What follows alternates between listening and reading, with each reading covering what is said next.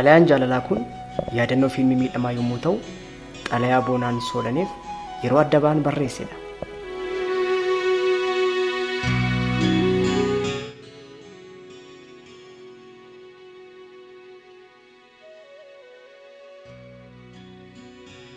Keessi koo affee lamaadha. Dhiphinni rifeensa garaacha koo irratti guftaa'ee cinii horateera. Hanga dheerina dhiphina koo ibsuuf mar'immaan koo hangas hin dheeratu. Keessi koo gammoojjiidha. Rifeensi garaacha koo moolachaa jira. Tiruun koo shaakittaa'ee kaleen koo naquuqa. Soolanii bara durii Rabbi akkuma Addaamii fi Hewaaniin waliif uume samiif lafas waliin uume. Hewaan jaalallee Addaam yommuu taatu, laftis jaalallee samii turte. Addaamii fi Hewaan godoo tokkotti galanii mataa jaalalaa habbuuqqachaa wal dhungatanii wal haammatanii ijoollee hiddii fakkaattu lafa naqanii addunyaa guutanii. Samii fi lafti garuu jaalallee ta'an iyyuu carraa kana hin arganne. Hanga har'aatti fagoomatti wal ilaalaa hawwiidhaan gubatu. Keessumaa samiin jaalala Addaamii fi Hewaaniin gubbaa taa'ee asii gadi ilaalaa inaaffaadhaan gubata. Ofumaa gubata malee ofii gadi bu'ee jaalallee isaa lafa ofitti qabee haammatee dharraa ba'uu hin danda'u. Isheenis ximbiriirtee ol baatee ros jettee bobaasaa jala lixuu hin dandeessu. Hawwiidhumaan wal ilaalu. Soolanii adda ba'uu namaadha. Soolii egaa samiin keessumaa yeroo gannaa kan inni guungumee biyya jeequ jaalallee isaa yaadeetudha. Kan inni gurraachee duumessaa'us jaalallee isaa ishee hawwee dhabeef uffata gaddaa uffachuu isaati. Namoonni garuu bokkaatu roobuuf jedhu malee dhiphina samii hin hubatani. Yeroo samiin guungumee roobutti ka'u namoonni bokkaatu roobe jedhu malee bokkaan imimmaan samiin jaalallee isaaf gadi dhangalaasu ta'uusaa kan hubatu hin jiru. Garuu samiin alangaa balaqqeessaan of waxalaa gadoodee kan inni boo'u, kan inni of cuunfu jaalallee isaa ishee isarraa fagoo sanaaf mar'immaan isa raafameetu. Yeroo samiin boo'u irra darbee cabbii gadi harcaasu ammas namoonni cabbiitu roobe jedhu malee cabbiin ilkaan samii ta'uusaa hin galuufi. Samiin erga jaalallee isaa bara baraan argachuu hin dandeenye barri jireenya isaa gadda malee kolfa hin qabu. Erga ittiin hin kolfine immoo ilkaan isaa ofumaa irra taa'ee homaan godhuufi. Kanaaf ofirraa bubuqqaasee gadi harcaasa. Namootatu cabbii se'e malee cabbiin ilkaan samiiti.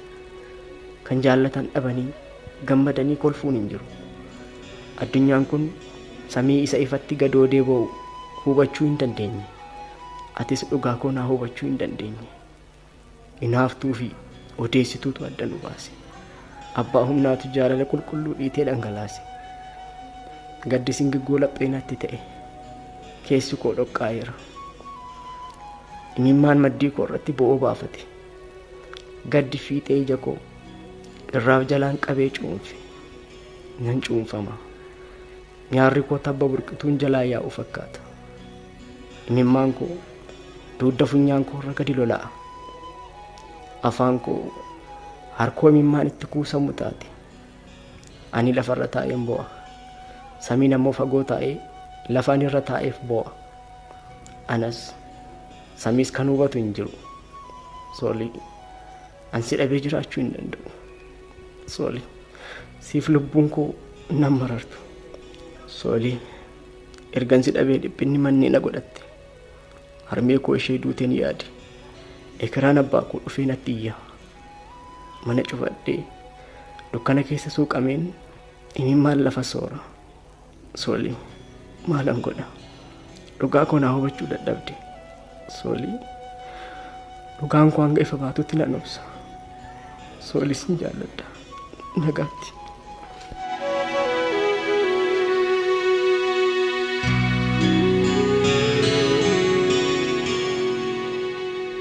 Hirkoo Hundee barreessaaf daayirektara fiilmii miidhamaa.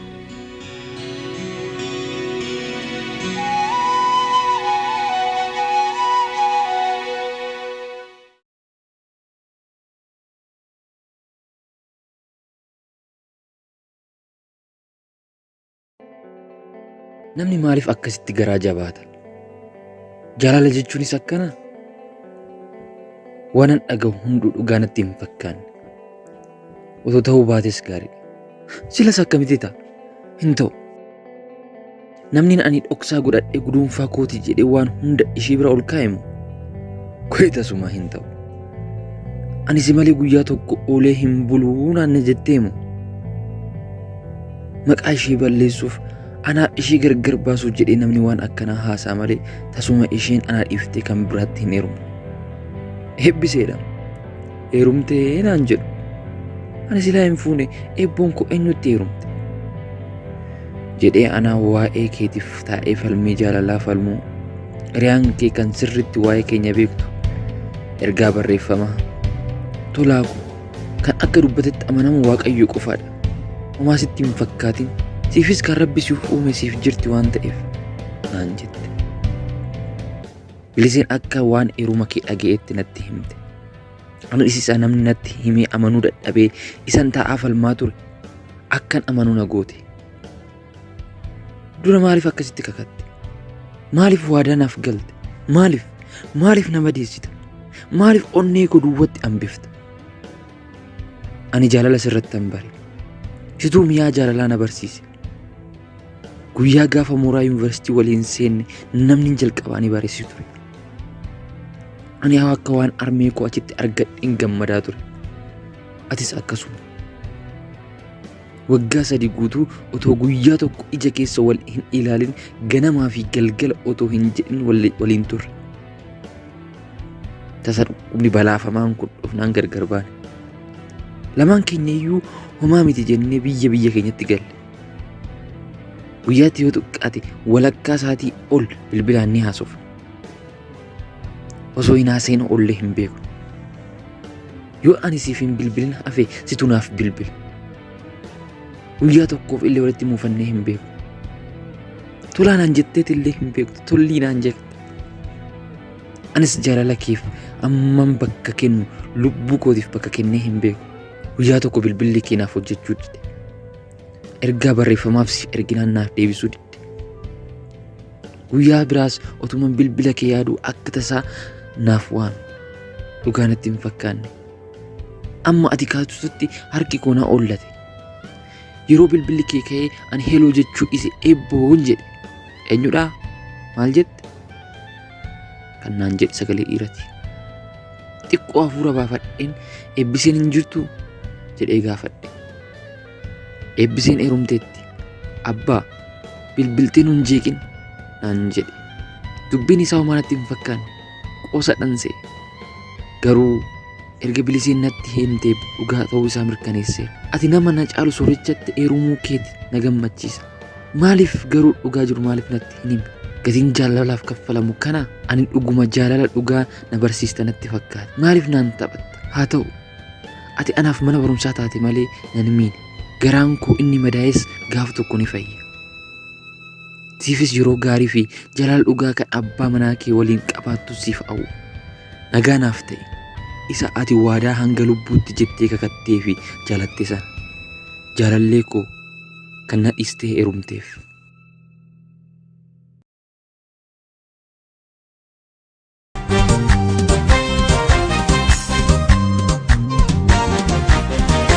ولا برو قلبي نفوته ولا برو قلبي نفوته اجدنو سر النبوته مالتا ألا تبربر لبينا قجون جلقا بماري الكن قرصانا مالتا ألا تبربر لبينا قجون جلقا بماري الكن قرصانا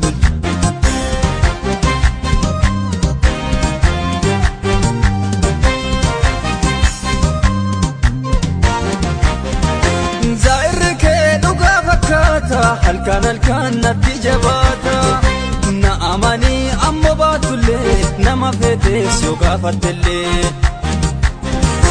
قلبي فوتي نر الراسني قافي برانا تنكاسني ماري أدين دبي فاقوتي كولي ججون فرماتا كوتي قالوني كو كجيبو ديدا كاناتي فيكي نانسي فيدا humna kiyya ol kan ta'ullee si waa dhabaa warra kadhullee Walee boras kootu sanyii namaa boruu na fakkaate torbaan lamaa si jaalle jennaan natti hin boonine guyyaa beellamaa narraan ooline anas si barbaade si leellisa jechoota fileesitti weeddisa si jaalle jennaan natti hin boonine guyyaa beellamaa narraan ooline.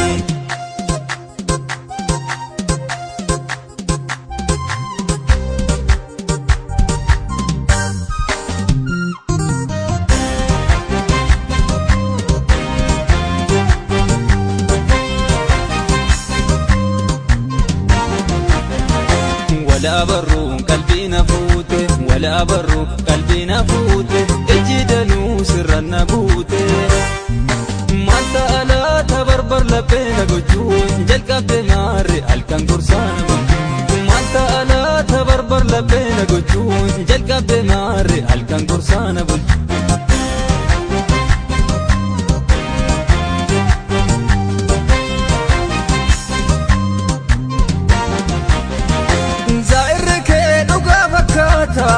halkan natti jabaata na amanii ammo baatullee nama feeteessoo gaafattellee qalbii fuutee narrarraasini gaafii biraa natti hin kaasini marii adheen dubbii fagooti tolee jechuun furmaata kooti dhaloonni koo kijibuu didaa kanatti feete nan sii fidaa humna kiyyaa ol kan ta'ullee si waa dhabaa morra kadhullee walee boras kootu sanyii namaa